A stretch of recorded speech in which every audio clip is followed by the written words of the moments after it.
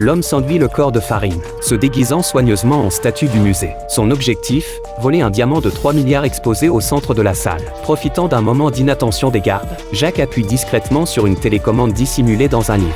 Un mini-robot se met immédiatement en mouvement, progressant lentement le long des motifs noirs du sol, se rapprochant pas à pas du piédestal au centre de la salle. Le robot noir se fond parfaitement dans les lignes sombres, évitant les regards des gardes avec brio. Cependant, au moment où le robot allait franchir la ligne de sécurité, un pied surgit soudain devant lui.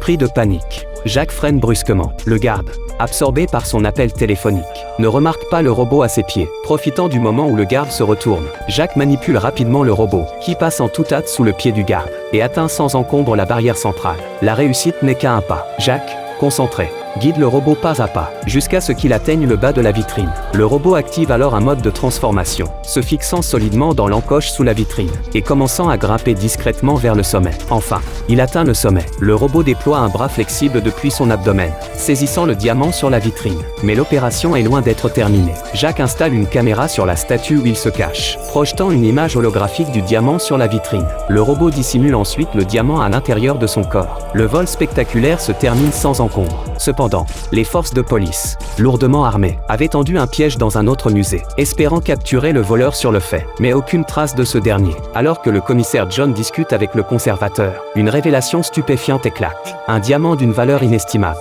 avait été transféré la veille dans un autre musée pour une exposition. En entendant cela, John comprend qu'une grave erreur a été commise. Il se précipite en voiture vers le musée concerné, tout en alertant son collègue William, à proximité, d'intervenir. Pendant ce temps, Jack est toujours coincé dans la salle principale, incapable de trouver une opportunité pour s'échapper. Arrivé au musée, William ordonne immédiatement de verrouiller toutes les sorties. En chemin, il croise un vieil homme par hasard. Il s'excuse rapidement après l'avoir bousculé. John demande avec urgence à William à qui il parlait. William répond qu'il s'agit d'un agent d'entretien sourd et muet. John ordonne alors à William de tirer sur la jambe de l'homme. William est déconcerté, mais John révèle avoir annulé les tâches des agents d'entretien ce jour-là. William réalise alors la vérité. Il entoure rapidement le vieil homme avec ses collègues, lui demandant de présenter une pièce d'identité. Pendant que l'homme sort son document, il appuie discrètement sur une télécommande à sa ceinture. Un liquide mystérieux s'échappe de la semelle de ses chaussures, sans que personne ne le remarque.